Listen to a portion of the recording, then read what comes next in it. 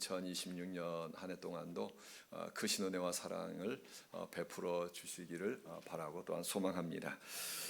지난 6년 동안 6년 반이 제가 흘렀는데요. 6년 반 동안 주일 말씀을 전할 때 크게 두 가지로 전했습니다. 하나는 주제별 설교, 하나는 성경 권별 설교를 전했습니다. 제가 말씀을 준비하면서 한번 제가 다시 한번 2018년, 2019년부터 다시 말씀을 살펴봤습니다. 2019년에서는 예수님 닮기, 예담이라고 해서 한 9주 동안 제가 말씀을 전했고요. 2020년도에는 성령의 9가지 열매에 대해서 그리고 뉴노멀 시대의 신앙에 대해서 2022년도에는 십자가 시리즈로 말씀을 전했고요. 2024년도에는 계시록의 7교회 그리고 예수님의 팔복에 대해서 말씀을 전했고요. 2025년도에는 하나님의 다양한 이름들 그리고 고린도전서 13장을 통하여서 사랑이란 무엇인가, 히브리서 11장을 통하여서 믿음이란 무엇인가에 대해서 이렇게 주제로 말씀을 전하였습니다.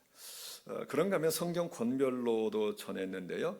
2020년도에 야고보서를 통하여서 이제 어떻게 우리가 신앙생활을 해야 될 것인가 야고보서를 살펴보았습니다. 그리고 또한 2022년도에는 리스타트라고 해서 느헤미야를 통하여서 우리가 팬데믹을 지나고 나서 어떻게 믿음의 생활하고 어떻게 섬겨나가야 될 것인가 라고 하는 부분을 느헤미야를 통해서 말씀을 살펴보았습니다. 그리고 2023년도부터 2025년까지 물론 계속해서 말씀을 전한 건 아니었어요. 어느 정도 말씀을 전하다 중간 또 주제별로 전하다가 또 마지막까지 전하게 됐는데 약 68주일 동안 마가복음을 다루었습니다. 그리고 2021년도에는 우리가 매일 아침 7시에 성경을 보내죠. 성경 읽기 그 순서에 따라서 창세기부터 요한계시록까지 그 일주일 동안 읽은 말씀 가운데 성경 한 본문을 택해서 창세기부터 요한계시록까지 살펴보았습니다. 그리고 이제 2026년도를 맞이하면서 어떻게 말씀을 준비할까 이제 물론 작년부터 이제 계속 기도하고 왔죠. 많은 걸 생각했습니다. 여러 가지 어떻게 어떤 말씀으로 하나님 말씀을 전할까요? 준비하다가 사도행전.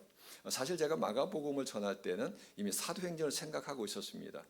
왜냐하면 말씀의 흐름상 복음서를 통하여서 예수 그리스도는 누구신가?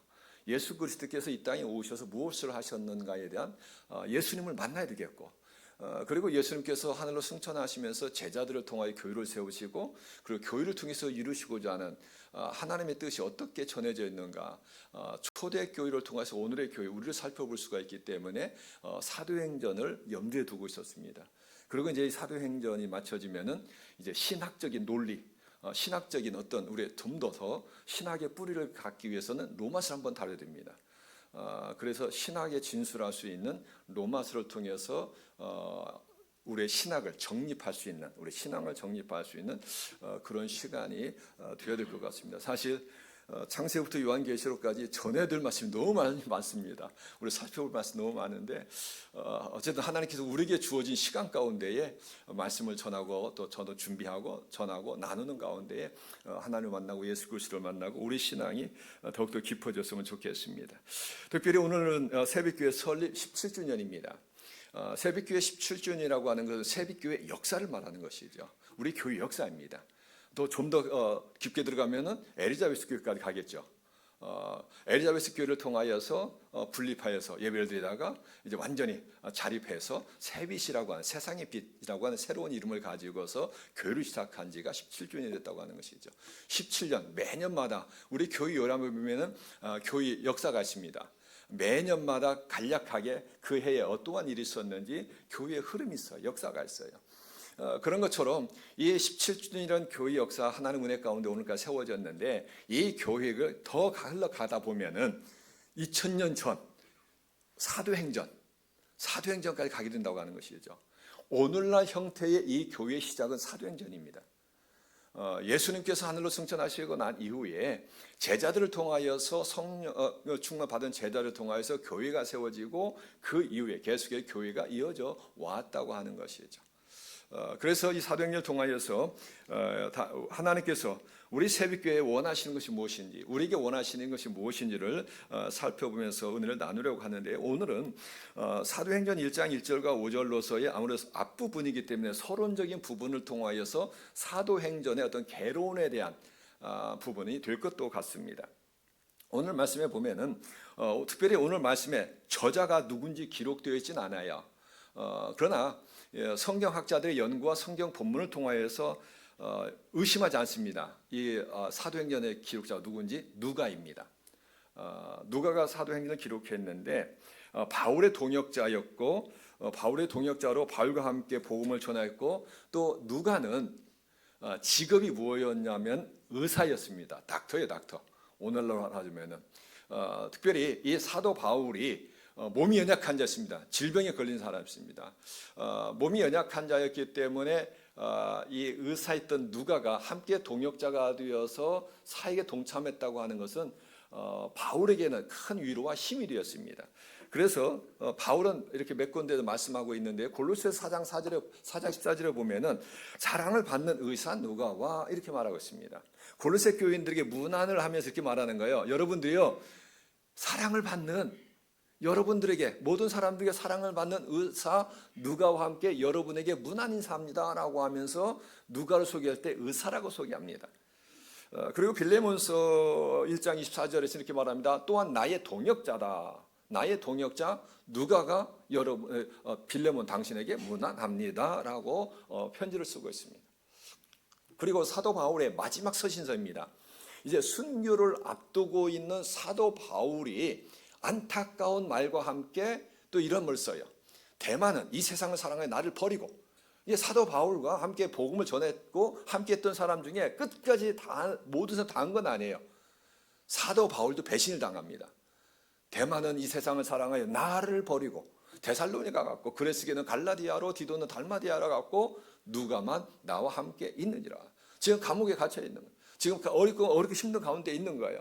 그런데 누가는 끝까지 나와 함께 있고 나와 동역하였다라고 하는 것이죠. 이처럼 누가는 사도 바울에게 귀한 그러한 사람이었습니다. 자, 그가 말합니다.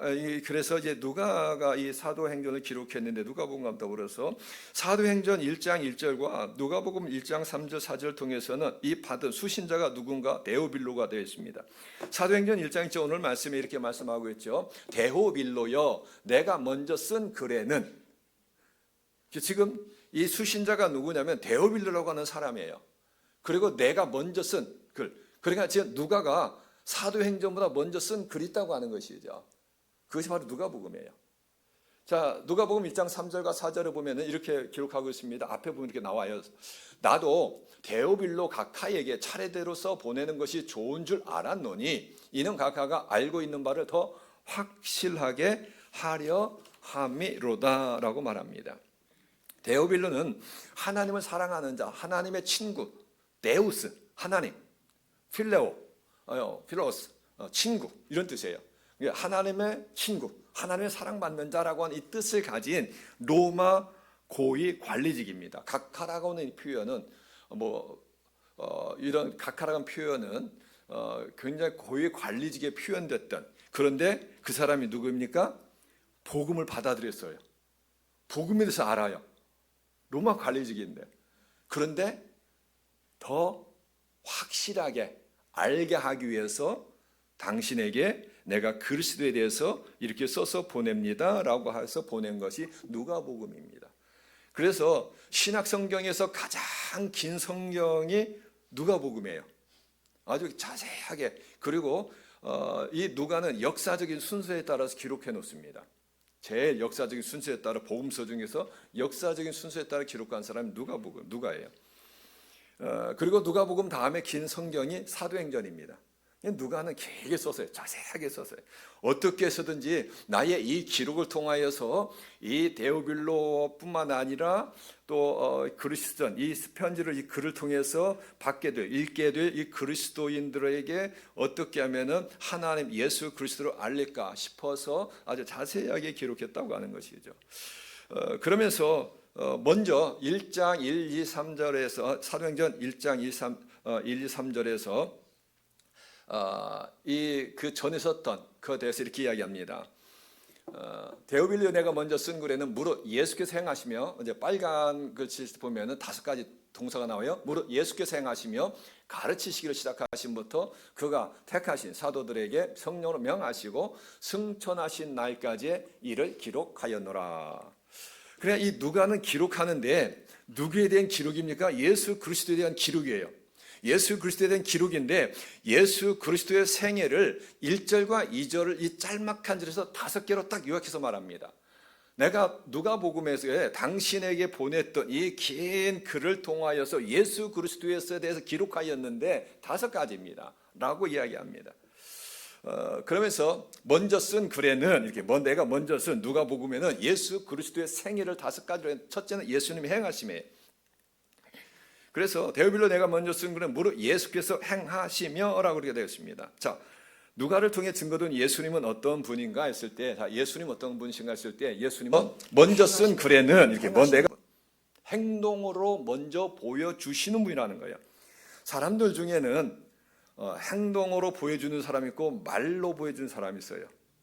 말도 중요해요. 말을 해야 사람이 알아들으니까, 전달이 되니까. 그런데 말보다도 더 중요한 것이 행함이라고 하는 것이죠. 행동으로 먼저 보여주는 것입니다. 그래서 누가는 예수님에 대해서 말씀을 기록할 때에 예수의 행하시며 예수님께서 행하신 것을 내가 당신에게 기록해서 보낸 것이 누가복음입니다 라고 이야기하는 거예요. 이 땅에 오심 자체가 예수님이 행하심이죠. 성탄절을 우리가 보냈습니다. 1월 6일은 주현절에서 예수님의 나타나심을 이제 증거하는 날도 주현절인데 예수님께서 행동으로 이 땅으로 나타나 보여주셨어요. 태어나셨어요. 행하신 거예요. 그리고 30년 동안 가정에서 아들로서 성실하게 사셨습니다. 그리고 복음을 전할 때에 또 예수님은 이 죄사함의 이 구원을 선포하시기 전에 죄를 씻는다라는 그 의미의 세례를 먼저 받으셔요. 행동으로 보여주셔요. 그리고 광야로 가서 40일 동안 금식하십니다. 먼저 행동을 하셔요. 그 후에야 복음을 전하기 시작했다고 하는 것이죠. 그 후에 사람들에게 가르치기 시작하셨습니다. 제자들의 발을 씻어주신 후에도 이렇게 말씀하시죠. 내가 너에게 행한 것 같이 너희도 행하게 하려 본을 보였노니. 예수님은 행동으로 보여주셨다고 하는 것이죠. 예수님이 행동으로 다 사랑을 실천하셨고요. 행동으로 기도하셨고요. 행동으로 복음을 전하셨고요. 행동으로 가난하고 어렵고 힘든 사람들의 친구가 되어주셨습니다. 그래서 우리가 사도행전을 영어 성경으로는 acts라고 하죠. acts. 행동들, 행위들란 뜻이죠. 사도행전의 헬라어 프락세이스라는 단어를 쓰는데 이 프락세이스라고 하는 이 단어를 번역한 것이 act입니다. 행위들, 업적들, 활동들이란 뜻입니다. 그러니 사도행전이라고 하는 것은 사도들의 행한 것들 이런 뜻이죠. 행한 것들을 기록한 것이다. 이것이 사도행전입니다. 그래서 이 예수님의 행하심을 기록했다고 하는 것은 우리가 예수를 믿고 따르는 우리는 어떤 신앙인이 되어야 될까 했을 때에 말을 하는 것도 중요하지만은 먼저 예수님을 따라 행동으로, 행함으로 믿음을 실천하는 사람들이 되어야 한다고 하는 것이죠. 예수님의 행하심을 따라서 2026년도 우리의 삶이 예수님의 행함을 따르는 그런 제자들의 삶이 될 수 있기를 주님의 이름으로 축원합니다. 이제 예수님께서 두 번째 생에 보여주신 건 가르치심이에요. 가르치시기를 시작하신부터라고 말합니다. 자, 예수님께서 먼저 행함으로 사랑을 보이셨고요, 본을 보이셨습니다. 거기에서만 그치지 않고 가르치셨다고 하는 것이죠. 사람들은 보고서 분명 배웁니다. 보고서 배워요. 보고서 배우지만은 또 가르침을 통해서도 배웁니다. 사실 보고서 배운다고 하는 것이 완전히 배울 수는 없어요. 왜냐하면 우리가 착각할 수가 있거든요. 그렇기 때문에 학교에서 선생님이 필요하고 운동에는 코치가 필요합니다. 가르침을 하는 사람이 필요하다는 것이죠. 자녀들 가정에서 부모를 통해 배웁니다. 부모의 행동을 통해서 배웁니다. 그런데 자녀가 부모의 모든 행동을 다 이해할까요? 이해 못합니다. 말을 해줘야 돼요. 제 큰아들이 아주 어릴 때였습니다. 정확히 나이가 몇 살 때는 기억이 안 나는데 한 3, 4살 때 될지 모르겠습니다. 아주 어릴 때였는데 수영장에 데려간 적이 있습니다. 실내 수영장에 들어가서 이제 전 어른이니까 수영장에서 이 레인에서 수영도 하고 이렇게 걸어도 다니잖아요. 그래서 제가 수영장 이렇게 뭐 걷기도 하고 수영도 하고 하는 모습을 우리 아이가 본 거예요. 그러고서는 아이가 겁없이 수영장으로 뛰어들었어요. 아빠가 그 수영장에 걸어 다니니까. 아이가 수영장 뛰어든 순간 어떻게 되겠습니까? 꼬르륵 하고 가라앉는 것이죠. 다행히 그거를 아내하고 제가 봤으니까 바로 건져냈지, 그렇지 않으면 어떤 일이 생겨날지 모르는 것입니다. 아이가 저를 본 거예요. 아빠를 본 거예요. 아빠가 저기서 걸어 다니네? 아이가 쿵땅 뛰었단 말이에요. 이게 보고서만 다 배울 수 있는 건 아니라는 거예요. 그래서 제가 아이에게 사실 수영을 빨리 가르쳤어요. 우리 아이들에게. 수영은 이거 운동을 떠나서 이건 생존이다라고 하는 생각이 들어서 뭐 나중에는 뭐 아이가 크게 수영 잘하지는 않았지만은 그래도 뭐 고등학교 때는 뭐 수영 선수팀에 나가서 같이 학교 대항도 나가기도 했고요. 자, 그런데 이처럼 예수님께서 행함을 통해서 보여주셨지만 행함으로만 보여주신 것이 아니라 가르치셨다고 하는 것이죠. 복음을 전하시고 가르치시며 치유하셨다. 가르치셨다. 교회의 뜻이 무엇입니까? 교회, 가르칠 교회예요. 가르칠 모일 회. 가르치는 모임이 교회라고 우리는 우리 한자로 그렇게 씁니다. 예수님께서도 이렇게 말씀하시죠. 마지막 지상 명령 주실 때에 그러면 너희는 가서 모든 민족을 제자로 삼아 아버지 아들과 성령 이름으로 세례를 베풀고 내가 너에게 분부한 모든 것을 가르쳐 지키게 하라. 예수님께서 가르쳐 것처럼 너희도 가르쳐 지키게 하라. 그러니까 예수님께서는 행함으로 보셨고 가르치셨다고 하는 것이죠. 우리 교회 가운데 가르침이 있어야 되고 배움이 있어야 되는 것입니다. 우리의 배우기에 힘을 다하면서 예수님의 이 가르침의 말씀을 배움을 통하여서 더욱더 주님을 따라가는 저와 여러분들이 되시기를 바랍니다. 이제 예수님께서 세 번째입니다. 사도를 택하셨다. 오늘 기도 가운데도 그런 기도를 하셨어요. 우리 장로님이요. 지난주에 임직자를 위해서 기도했는데요. 우리 교회가 세우잖아요. 그런데 철저하게 사도들을 택하시는 것은 우리 주님이십니다. 우리 사람, 교회라고 하는 조직을 통하여서 어떤 헌법이란 걸 통하여서 어떤 교회 내규, 어떤 지침서를 통하여서 우리가 이러이러한 절차를 통해서 사람들이 투표를 해서 뽑아요. 그러나 분명한 것은 사람이 뽑는 거 아니에요. 하나님 뽑으시고 예수님 뽑으시는 겁니다. 우리가 그것을 착각해버리면 사람의 종이 돼요. 목사도 교회를 인도하고 하지만은 또 우리 장로님도 교회를 섬기고 하지만은 우리 모두 다가 가져야 될 것은 나를 택하시고 부르시고 하나님의 종이 되고 또 하나님의 사람이 되고 크리스천 되게 한 것은 하나님의 은혜요, 주님의 은혜요, 주님께 나를 택하셨다고 하는 이러한 분명한 확신과 고백이 있어야 되는 것입니다. 임직자들도 마찬가지예요. 사도들을 택하셨다. 우리 주님께서 택하신 사도들에게 이렇게 말씀하세요. 왜 택하실까요? 제자들을 택하여 훈련시키고 교육시키기 위함이었습니다. 예수님은 예수님의 사역을 함께하고 또 그들을 통해서 이어가기를 원하셨어요. 그래서 예수님께서 제자를 선택하실 때 어떻게 하십니까? 밤새 기도하셨습니다. 신중하셨다고 하는 것이죠. 예수님께서는 밤새 기도하시고 제자들을 원하는 자들을 택하고 부르셨다. 이렇게 원하는 자들을. 그래서 성경 복음서에 보면은 어떤 사람들은 예수님께 은혜를 받은 거예요. 말씀을 듣고 은혜를 받고요. 또 병 고침을 받고 은혜를 받고요. 그러니까 헌신해요. 주님, 제가 주님을 따르겠습니다. 그런데 주님이 안 받으셔요. 그들은 사랑을 안 해서가 아니라 사랑해요. 사랑도 하고 고쳐주시기도 하고 그들에게도 은혜를 베풀어 주셨지만은 예수님께서 특별히 제자로서의 사명을 줄 자들에게 특별히 예수님 택하신 거예요. 어쨌든 예수님께서는 이렇게 사도들을 택하셔서 그들에게 훈련시키셔서 그들을 보내십니다. 특별히 사도행전에서 사도라고 하는 것은 예수님의 제자들을 말합니다. 사도행전 앞으로 이제 읽으면 살펴보겠지만은 제자라고 하는 이 단어가 나올 때는 12제자를 말하는 것이 아니라 크리스천을 말해요.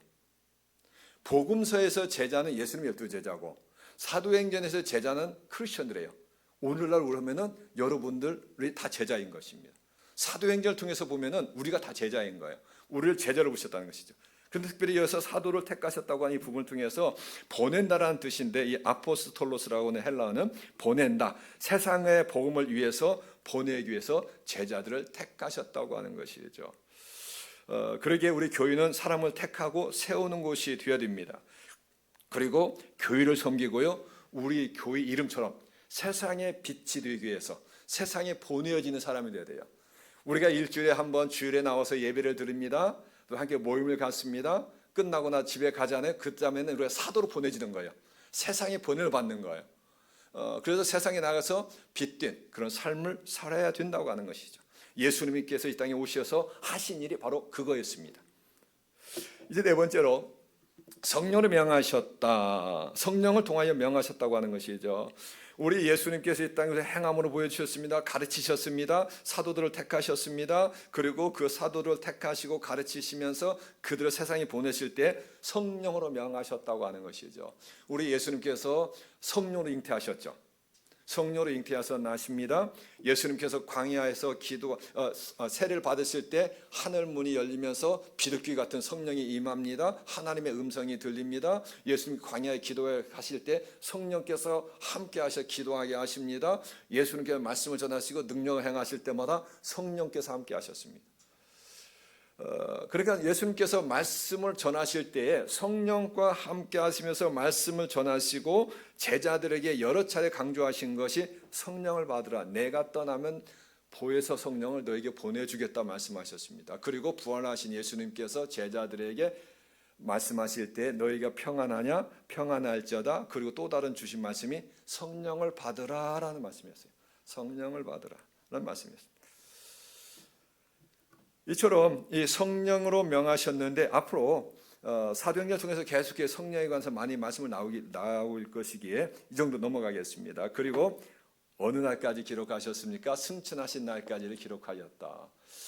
예수님께서 이 땅에 행하심 오심부터 시작해서 예수님의 생애 가르치시고 예수님의 삶을 증거하고 마지막에는 예수님의 승천하신 날까지 이를 기록하였다. 승천하시면은 예수님의 십자가의 죽으심과 부활도 포함이 됩니다. 예수님께서는 인류의 구원을 위해 마침내 십자가 못 박혀 돌아가셨습니다. 그러나 죽음으로 끝나지 않으시고 다시 살아나시죠. 그래서 부활절이 있는 것이죠. 사순절이 있고 고난주간이 있고 부활절이 있습니다. 부활하셨어요. 부활하시고 난 후에 예수님 바로 하늘로 승천하지 아니하시고 40일 동안 계시죠. 40일 동안 많은 사람들에게 10여 차례 보여주십니다. 그리고 말씀도 전해주셔요. 그리고 승천하시는데 사도행전 1장 3절에 이렇게 말씀하고 있습니다. 제가 한 절을 빠뜨린 것 같네요. 그가 고난 받으신 후에 또한 그들에게 많은 증거로 친히 살아계심을 나타내사 40일 동안 그들에게 보이시며 하나님 나라의 일을 말씀하시니라.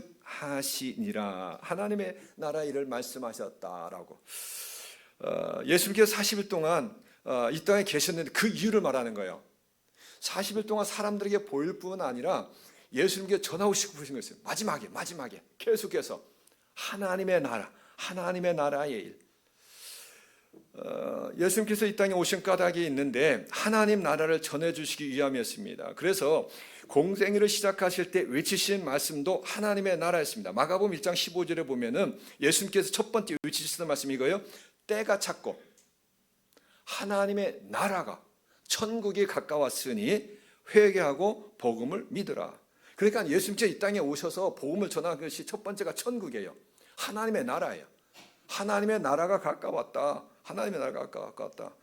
왜 하나님의 나라가 가까웠다 그럴까요? 예수님이 계신 곳이 천국이기 때문에. 그래서 예수님이 오셨어요. 하나님의 나라가 가까웠다. 회개하라, 회개하라, 회개하고 복음을 믿어라. 이게 예수님의 복음의 핵심입니다. 핵심이에요. 바울은 고린도서 15장에서 이렇게 말씀합니다. 고린도서 15장 19절에 만일 그리스도 안에서 우리가 바라는 것이 다만 이 세상의 삶뿐이면 모든 사람 가운데에 우리가 더욱 불쌍한 자이리라. 그러니까 우리가 이 땅에 사는 동안 오직 나는 이 세상이 좋아, 이 세상이 모든 거야 라고 하는 사람, 이거 가장 불쌍한 자라는 거예요. 왜냐하면 예수님께서 이 땅에 오신 목적이 천국이거든요. 하나님의 나라입니다. 하나님의 나라를 전하기 위해서 예수님께서 오셨다고 하는 것이죠. 모든 것은 시작과 끝이 있습니다. 출발이 있으면 도착점이 있습니다. 태어난 것이 있으면 죽음이 있다고 하는 것이죠. 구원도 시작이 있고 완성이 있습니다. 구원의 시작은 이 땅에서 예수님을 나의 구주로 믿을 때 구원을 받습니다. 사실 우리는 지금 그래서 당신 구원받았습니까? 우리가 네, 구원받았습니다 이렇게 하잖아요. 그런데 이 구원의 완성은 언제가 되냐? 내가 죽을 때, 죽어서 하나님의 나라에 갈 때 구원의 완성이 이루어진다고 하는 것이죠. 하나님의 나라의 천국의 삶, 물론 이 땅에서 누릴 수 있습니다. 우리가 천국은 여기 있다 저기 있다 그냥 너희 마음에 있다 라고 하는 거 예수를 내가 이제 믿고 영접할 때 이제 천국이 내 안에 임하는 것이죠. 그러나 그건 완성이 아닙니다. 미완성이에요. 그 완성은 내가 죽어서 하나님의 나라. 지금 그래서 예수님께서 40일 동안 부활하고 승천하시고 40일 동안 이 땅에 계시면서 계속해서 나타나서 말씀을 전하신 것이 하나님의 나라 일을 전하셨다라는 것이죠. 하나님의 나라. 그만큼 중요하다고 하는 것이죠. 그러기에 우리의 믿는 자에게 천국의 중요함을 깨우친 이 말씀을 통해서 천국의 소망 가운데 살아가는 저와 여러분들 다 되시기를 진심으로 바랍니다. 이제 예수님은 제자들에게 한 가지 중요한 명령을 하십니다. 예루살렘을 떠나지 말고 아버지의 약속하신 것을 기다리라. 예수님의 분부예요. 이제 이 누가복음의 그 길게 기록한 신약성경에서 가장 길게 기록한 누가복음을 그냥 짤막하게 1절, 2절, 2절로 요약을 해놓고요. 이제는 사도행전 넘어가는 거예요. 넘어가면서 예수님께서 사도들과 함께 모이사 그들에게 분부하여 이르시되 예루살렘을 떠나지 말고 내게서 들은 바 아버지께서 약속하신 것을 기다리라. 요한은 물로 세를 베풀었으나 너희는 몇 날이 못 되어 성령으로 세를 받으려 하셨느니라 라고 하는 이 말씀, 예수님의 분부, 아버지의 약속하신 것을 기다리라 라고 하는 이 말씀을 통해 사도행전으로 이어지는 것입니다. 이것을 기다려야 사도행전이 되는 거예요. 이 단계를 넘어가야 사도행전이 되는 것입니다. 그런데 이 아버지 약속이 뭐예요? 성령 세례예요. 계속해서 다음 주에 더 살펴보겠습니다. 고 유경환 시인은 기다려야지라는 시에서 이렇게 노래했어요. 꽃이 아니 궁금해, 쪼개보기엔 너무 작고 딱딱해. 꽃이 아니 궁금해, 귀에 대고 들어보지만 숨소리도 없어. 꽃이 아니 궁금해, 코에 대고 맡아보지만 냄새도 없어. 궁금해도 기다려야지. 꽃이만 아니야. 기다려야 할 건 참고 기다려야지. 고 유경환 시인은 아동문학가였습니다. 마치 호기심 많은 아이가 저 꽃이 안에 무엇이 들어있을까? 이 꽃이는 어떤 꽃일까? 그 궁금해하는 그 모습을 통해서 인생을 말하는 거예요. 꽃이 아니 궁금해서 귀에 대고 들어보지만 아무 소리 안 들리는 거죠. 꽃이 아니 궁금해서 코에 대고 맡아보지만 아무 냄새를 맡을 수가 없어요. 그래서 기다려야 된다는 거죠. 꽃이만 아니야. 기다려야 할 건 참고 기다려야지. 인생이란 기다림입니다. 기다림 가운데 씨앗에 싹이 나고 싹에서 꽃이 피고 열매가 맺어지는 것이죠. 신앙도 기다림입니다. 신앙도 기다림. 믿음도 기다림이고 기도도 기다림입니다. 기다림 가운데 기도 응답이 주어지는 것입니다. 시편 40편 1절에서 다윗이 이렇게 고백합니다. 내가 여호와를 기다리고 기다렸더니 귀를 기울이사 나의 부르짖음을 들으셨도다. 다윗의 인생의 삶 가운데 하나님 앞에 기도하면서 하나님이여 하나님이여 나의 이 간구에 응답해 달라고 하나님 앞에 기도하고 기다리고 기다렸더니 하나님께서 귀를 기울이사 나의 부르짖음을 들어주셨습니다 라고 고백하는 거예요. 우리 인생 가운데 곤고하고 어렵고 힘든 일을 만날 때가 있습니다. 그때 우리에게 필요한 것이 이거예요. 첫째는 기도하는 거예요. 그리고 하나님의 응답을 믿고 기다리는 거예요. 기도하고 기다리다 보면은 하나님께서 귀를 기울여서 좋은 것을 가장 좋은 때 응답해 주신다고 하는 것이죠. 여러분의 그런 간증 없습니까? 저는 수없이 많이 했습니다. 하나님께서 하나님께 기도하고 하나님께 응답해 주시던 수많은 기도들, 응답받은 기도들이 그런 거 없으면 제가 어떻게 여기 와서 이런 말씀을 전할 수가 있겠습니까? 그럼 저는 거짓말장이죠. 사기꾼이죠. 자기는 다른 아무런 경험도 없고 응답도 없고 그냥 배운 지식만 전하는 그런 지식 전달자가 되겠죠. 그런데 하나님께서 다윗이 고백했던 이 고백이 저의 고백이에요. 저의 삶의 인생의 고백입니다. 하나님께서 지금까지 인도해 주셨습니다. 물론 바로바로 응답은 하진 않으셨어요. 엄청난 고난의 터널도 겪어하셨어요. 눈물난 정말 이루 말할 수 없는, 과연 여러분들도 교회 다니면서 그런 걸 경험했을까 할 것을 저는 그런 것들을 경험을 했습니다. 별명이 다 경험했어요. 언젠간 한번 책을 한번 쓰고 싶어요. 저의 목격 가운데 겪었던 그런 것들. 그런데 그 어렵고 힘든 그런 과정들, 그저 말씀드리면은 정말 제가 자살 충동 때문에 얼마나 힘들었는지 모릅니다. 1년 동안 하루 빠짐없이 제가 정말 그 악몽을 꾸면서 괴로웠던 시절이 있습니다. 너무 고통스러워서. 그러나 그런 과정 가운데도 있었지만은 그러나 하나님께서 과정 가운데 합력한 선을 이루시면서 오늘까지 인도해 주셨다고 하는 것이죠. 이러한 하나님의 은혜. 그래서 이사야 3장 18절에 이사야 선지자는 이렇게 말합니다. 우리 같이 한번 읽을까요? 같이 한번 스크린 보고 읽겠습니다. 그러나 여호와께서 기다리시나니 이는 너에게 은혜를 베풀려 하시며 일어나시리니 이는 너희를 긍휼히 여기려 하심이라. 대저 여호와는 공의의 하나님이심이라. 무릇 그를 기다리는 자는 복이 있도다. 아멘. 우리만 기다리는 것이 복이 아니라 하나님께서 기다리시는 거예요. 여호와께서 기다리시나니 하나님께서 기다려주신데 뭘 하려고요? 너에게 은혜를 베풀려고. 하나님께서 내가 기도하고 어떤 소망 가운데 있는데 빨리 응답이 안 돼요. 답답해요. 힘들어요. 과연 하나님 계십니까? 내 기도 응답하십니까?